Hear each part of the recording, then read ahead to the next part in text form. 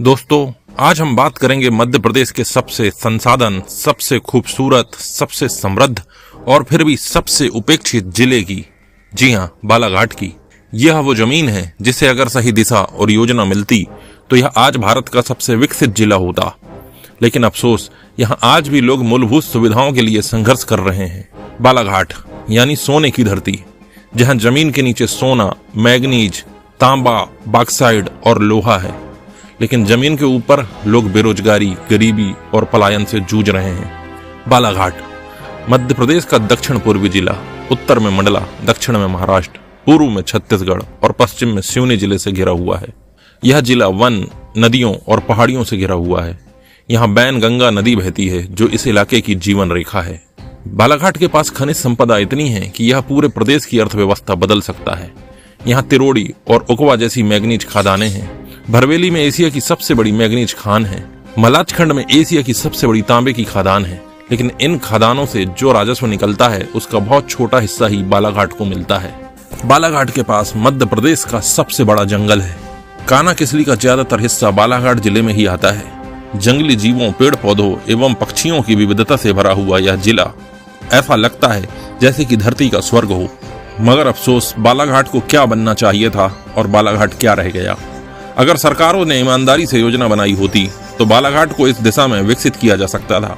खनन आधारित उद्योगों का केंद्र, वन उत्पाद और हस्तशिल्प का हब, शिक्षा और पर्यटन का बड़ा केंद्र, मेडिकल और स्वास्थ्य सुविधाओं का उदाहरण बन सकता था। लेकिन वास्तविकता बहुत अलग है। यह जिला अब भी विकास की रेस में सबसे पीछे खड़ा है। बालाघाट में आज भी सड़कें टूटी हैं। वहां के गांवों में स्वास्थ्य केंद्र बंद हैं। युवा रोजगार के लिए पलायन कर रहे हैं और बच्चे पढ़ाई के लिए दूसरे शहरों में जा रहे हैं। जहां प्रकृति ने सब कुछ दिया, वहां सरकार ने कुछ नहीं दिया। बालाघाट के पास सब कुछ है, जंगल, खदानें, मेहनती लोग, संस्कृति, पर्यटन, लेकिन सिस्टम ने इस जिले को हमेशा नजरअंदाज किया है। यह विडंबना है कि जिस जमीन से करोड़ों का खनिज निकलता है, वहीं के लोग राशन कार्ड से 2 वक्त का खाना जुटा रहे हैं। बालाघाट का ग्रामीण इलाका आज भी गरीबी रेखा के नीचे जी रहा है। कई गांवों में आज भी पीने का पानी तक नहीं है। बिजली रात को आती है तो सुबह तक चली जाती है। और यकीन मानिए दोस्तों, बिजली की कटौती इस जिले में इतनी होती है कि मध्य प्रदेश ही नहीं, पूरे भारत में किसी भी जिले में इतनी कटौती नहीं होती होगी। यहाँ पर लाइट मुश्किल से मुश्किल 3-4 घंटे ही अक्सर गांवों में रहती है। बालाघाट का हर नागरिक यही कहता है, हमने हर सरकार देखी, हर वादा सुना, पर बदला कुछ नहीं। हमारे पास सोना है पर जिंदगी फिर भी संघर्ष है। अब बात करते हैं उन जख्मों की जो हर बालाघाट वासी को रोज महसूस होते हैं। गरीबी, बेरोजगारी, पलायन और इलाज की तकलीफ। बालाघाट के सैकड़ों गांव आज भी कुपोषण और भुखमरी की मार झेल रहे हैं। आदिवासी इलाकों में लोग अब भी जंगल के फलों और जड़ और कंदमूलों पर निर्भर हैं। गांव में खेती वर्षा पर निर्भर है। सिंचाई की स्थायी व्यवस्था नहीं है, नहरें अधूरी हैं, तालाब सूखे हैं और किसान कर्ज में डूबे हैं। सरकार की योजनाएं कागज पर हैं, जमीन पर नहीं। लोग प्रधानमंत्री आवास, राशन, पेंशन के लिए कई महीनों तक कार्यालयों के चक्कर काटते हैं। गरीबी बालाघाट का श्रृंगार बन गई है जो हर सरकार अपने हिसाब से दिखाती है। हर साल बालाघाट से हजारों युवा नागपुर, पुणे, मुंबई, दिल्ली, भोपाल की ओर जाते हैं। कोई मजदूरी करता है, कोई होटल में बर्तन धोता है, कोई सिक्योरिटी गार्ड बनता है, क्योंकि अपने घर में काम नहीं मिलता। यह जिला शिक्षित बेरोजगारों का प्रतीक बन चुका है। स्कूल है पर स्किल नहीं, डिग्री है पर नौकरी नहीं। यहाँ डिग्री मिलती है, रोजगार नहीं। और जब रोजगार नहीं होता तो पलायन होता है। माता पिता बूढ़े हो जाते हैं, बच्चे शहरों में खो जाते हैं। बालाघाट में एक भी मेडिकल कॉलेज नहीं है। जिला अस्पताल में डॉक्टरों की कमी है। गांवों के प्राथमिक स्वास्थ्य केंद्र बंद पड़े रहते हैं। कई बार मरीजों को नागपुर या जबलपुर भेजना पड़ता है, जहां रास्ते में ही जान चली जाती है। जिंदगी यहाँ तो सस्ती है पर इलाज महंगा है। यह सबसे बड़ा दर्द है कि 2025 में भी बालाघाट के लोग इलाज के लिए भीख जैसी स्थिति में जी रहे हैं। बालाघाट से बैहर तक की सड़कें बारिश में कीचड़ बन जाती हैं। किरनापुर, कटंगी, परसवाड़ा, लांजी, हर ब्लॉक की सड़कें टूटी है। ग्रामीण क्षेत्रों में बसें बहुत कम पहुंचती हैं। यहाँ तक कि कई गांव अब भी रोड लेस हैं, सड़कें नहीं, गड्ढे चल रहे हैं। और रेल नेटवर्क में तो बालाघाट बहुत पिछड़ा हुआ है, क्योंकि मालगाड़ियां तो खूब निकलती हैं, खनिजों का मालगाड़ियों से खूब दोहन होता है, पर यात्री गाड़ियां यहाँ पर नहीं रुकती। अधिकतर गांवों में यात्री गाड़ियां रुकती ही नहीं हैं और बहुत ही कम ट्रेनें बालाघाट तक चलती हैं। बालाघाट की यह तस्वीर दिखाती है कि सिस्टम ने इस जिले को सिर्फ खनिजों के लिए इस्तेमाल किया है, लोगों के लिए नहीं। अब बात करते हैं शिक्षा की, क्योंकि यही किसी समाज का भविष्य तय करती है।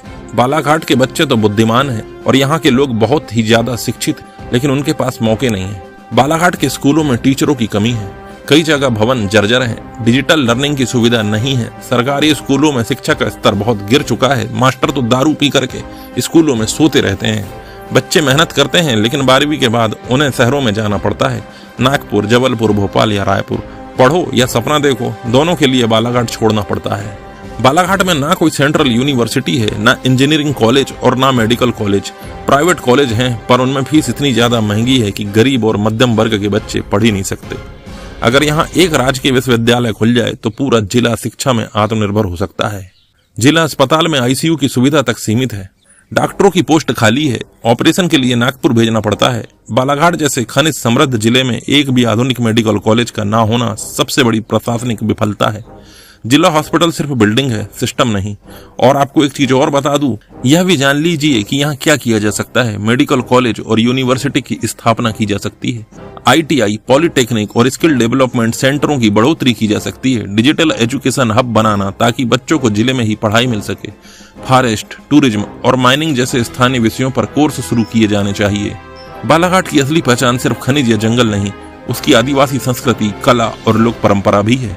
बालाघाट में गोंड, बैगा, हलवा जैसी जनजातियां रहती हैं।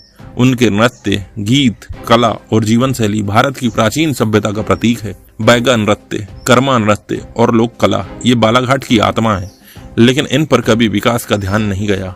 अगर इन पर टूरिज्म और हस्तशिल्प के माध्यम से काम किया जाए तो हजारों लोगों को रोजगार मिल सकता है और बालाघाट में पर्यटकों की संख्या बढ़ सकती है। बालाघाट में लांजी फोर्ट, नालेसरा डैम, ढूटी बांध, रामपायली, गांगुलपारा, कटंगी के जंगल, Tirodi mines, Baiyar forest, Malajkhand mines, Bharveli mines जैसे स्थल हैं, लेकिन ना तो सड़कें ठीक हैं, ना प्रचार और ना ही गाइड।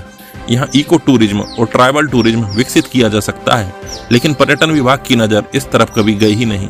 प्रकृति ने यहाँ सब कुछ दिया पर सरकार ने कुछ नहीं दिया, क्योंकि नेता जातिवाद की राजनीति करते हैं, जातिवाद से जीत कर आते हैं और अपने जातियों के नेताओं की मूर्तियां बनवा देते हैं। वहां की जनता इतने में खुश हो जाती है, वहां के लोगों को विकास से भी कोई लेना देना नहीं रह जाता है। वहां के लोग इसी बात से खुश रहते हैं कि हमारी जाति का सांसद जीत गया, वहां के लोग इसी बात से खुश हो जाते हैं कि हमारी जाति का विधायक बन गया, हमारी जाति का सरपंच बन गया।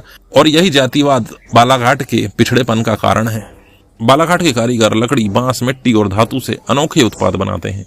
अगर इन्हें मार्केटिंग और ट्रेनिंग दी जाए तो यह पूरा जिला आत्मनिर्भर बालाघाट बन सकता है। यहाँ के हाथ में कला है पर मौका नहीं। बालाघाट के लोग मेहनती हैं, संघर्षशील हैं, लेकिन सिस्टम ने उन्हें कभी प्राथमिकता नहीं दी और इसका कारण वहाँ के अयोग्य नेता भी हैं।